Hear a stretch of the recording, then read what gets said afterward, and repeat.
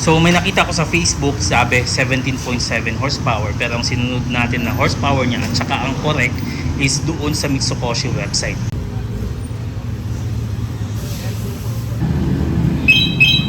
Ayan, may alarm siya. Matagal ko nang gustong i-vlog tong si Griffin 180 dito kay Mitsubishi Tibalog, pero every time na may dumarating, nabibili ka agad. So finally my dear friends, babanggitin natin lahat ng gusto nyong malaman dito sa motorsiklo na to and the reason why bakit napaka-in-demand ditong motorsiklo na to. Let's do this.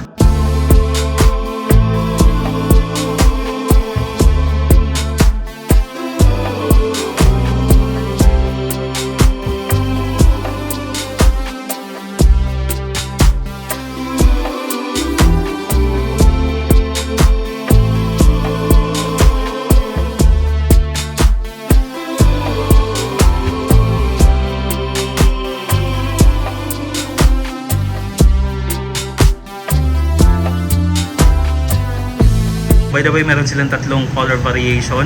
Meron silang color yellow, which is yung una kong nakita sa picture ng motor nila. It's really attractive. Tapos meron din silang red. Maganda din, panalo ang pagkakayari. Pero alam nyo naman tayo, black guy tayo eh. So dito talaga tayo sa black and silver. So pagdating sa kanyang looks, may resemblance siya sa hapon na motorsiklo. Anyway, pagdating naman sa kanyang performance, mas malakas ito. Meron siyang 180.4 cubic centimeter liquid cooled engine, naka single overhead cam siya, and ang kanyang power, meron siyang 17.4 kilowatts or otherwise 23.3 horsepower at 8,250 rpm. Ang kanyang torque, 15.7 newton meters at 6,500 rpm. Kung tutuusin, parang pinantay niya lang yung power doon kay KRV 180 na medyo may kamahalan. At saka kung napapansin nyo yung kanyang radiator, pag ganun siya, kumbaga, kasi nasa gilid siya nilagay. So, not just artistically done, with purpose din. Wala siyang kickstarter, meron siyang silent start, gas tank, perfectly positioned out front. Sa mga nagtatanong bakit mas maganda dito, it balanced the weight of the rider and also the weight out front, kumbaga. And of course, easy access, di mo nabubuksan yung upuan mo. Meron siyang 6.5 liters and dahil mas malaki yung engine, expect mo mas malaki din yung makukuha niya sa gas consumption. Anyway, it's still fuel efficient if you are going to ask me, kasi nga 30 to 35 km per liter siya. So pwede mo pa rin i-long ride kahit papano. At saka meron din siyang start and stop system. Ang dry weight 115 kilograms, medyo may kabigatan kasi nga tinaasan yung engine eh. At saka kung titignan nyo yung haba niya, my dear friends, ay no, malaki talaga siya ng motor eh. Although sa tingin ko pwede itong maupuan ng 5 flat, I think so. Pero yung reach mo, aabot ka dito kumbaga. Tignan nyo yung kanyang harapan at saka kanyang dulo, mahaba talaga siya tignan. Ito mo lang talaga masasabi na reachable siya ng mga maliliit na rider. Kasi nga, ang lapit ng handlebar sa may upuan banda. O diba? Smart na idea talaga. Action. Nakabigyan na. Fight. Sigaw tayo kasi wala tayong mic na nabidikit dito eh. Anyway, if you're 5'6", ayan o. Almost flat-footed, mga araw 780mm na seat height. Pasok na pasok. And if you are going to sit properly, almost 52, dalawang paa naman yung nakasampa. And sporty yung kanyang dahil. Pagdating sa kanyang laki, wala akong masabing hindi maganda kasi nga may pinagbasihan naman talaga kasi siya, and yung pinagbasihan is effective. And kung titignan nyo po sa may bandang upuan, makapal talaga siya and slightly bigger than its competitor. At saka pag sinabi mo kasing scooter, dapat comfortable talaga ang kanyang seat, which is this one, beyond comfortable siya. At saka designed for long ride talaga. At saka nung inupuan natin, isa sa pinaka-komportable na scooter na mabibili mo for its price point and design wise as well. Ganda ng pagkakayari. Meron siyang variation on this part, and also a carbon fiber hint on this. Ayan o. Tsaka dito din. Stitching, color white. It's simplistic pero at least it belongs.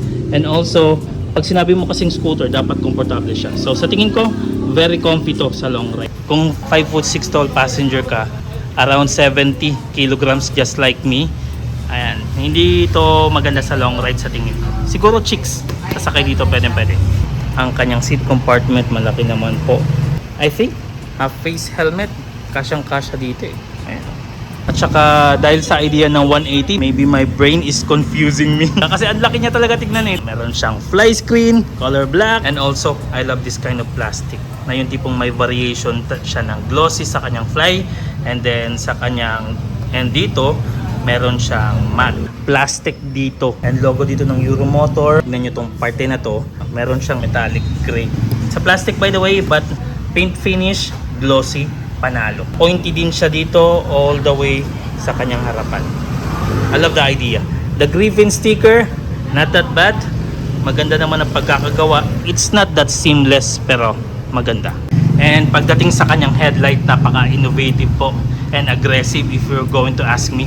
Para siyang sport bike eh. Kung titignan mo dito, parang 636 ng Kawasaki. Ayan, no? And also, meron siyang 3 button sa kanyang lighting.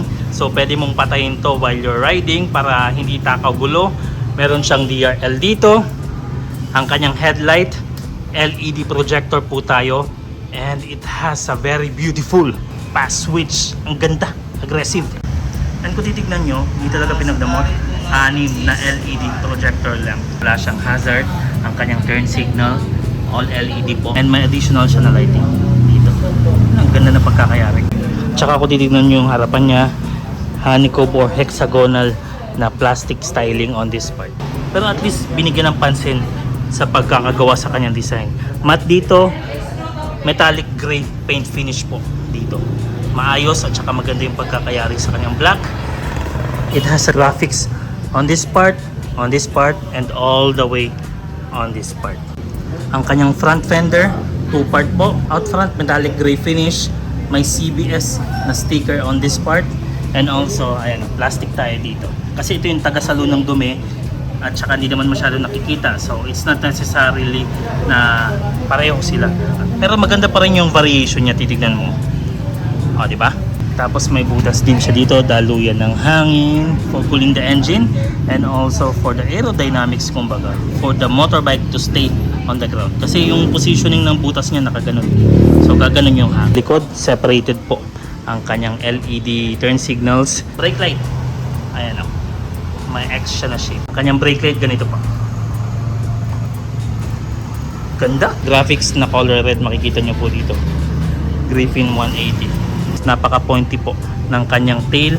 Not just pointy beefy siya. Isa sa pinaka fan ako, isang kanyang key fob. Ayan, may alarm siya. Footrest, okay naman po. Hindi siya kalaparan, fit for Asian riders kumbaga. Ang kanyang pillion peg on the other hand, ayan, mahaba talaga siya. Kung malaki kang passenger, pwede. Malaki din tong party na to. Euromotor na sticker on this part. USB port tayo dito. It's not a 12-volt socket, so pwede. Panalo. Diretso charge ka kumbaga. Isang cellphone sa tingin ko kasya dito sa cabinet na to. Okay siya. Backlit din ang kanyang starter control switch on this part. And also, pagdating naman sa kanyang display, ganito po yung makukuha natin. If you press the menu, the trip and auto lock. Orosan available. Fuel gauge, super linaw and maganda yung graphics. Ang kanyang temperature makikita dito. RPM, red lines on 9. Tapos ang kanyang speed. Ayan, panalo siya. And also turn signals tayo dito. Warning lighting, available. Nothing so dashing on this part. Simplistic. Makikita mo naman din yung durability sa kanya kahit papano. Lighting control on this part. Turn signals, busina. Lakas naman po. Quick starter tayo, silent start. And also ang kanyang additional lighting control kumbaga. Kung gusto mo talaga siyang i-turn off mo dito. Ayan, start and stop system, super available.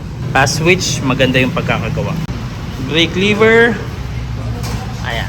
Tsaka kung titignan mo yung fly screen, no, lagpas talaga siya for the display. So well protected tong party na to. Ang kanyang side mirror, panalo naman po. Okay siya. Ayan. Ganda. And looks sturdy. Telescopic front fork po tayo sa may harapan. Dual shock naman po tayo sa may likuran. Gas charge and preload adjustability. Ayun ang kanyang braking power. This po tayo harapan at saka likuran. Ang kanyang gulong sa may harapan 180/14. Sa kanyang likuran naman 120/70/14. So ang presyo ni Griffin 180 dito kay Mitsukoshi, Santo Tomas, Davao del Norte. SRP 108,950 Philippine pesos only. Isa sa pinakamura na super scooter na mabibili mo. Sporty siya, 180cc. Saan ka makakahanap ng ganung presyo? Plus, it has the CBS and ang kanyang lowest down payment, 10,000 Philippine pesos only. Yun po yung kinuha ni incoming owner. Ang kanyang 6 months, 9,690 Philippine pesos. Ang kanyang 12 months, 10,761. Ang kanyang 18 months, 7,785. Ang kanyang 24 months, 6,297.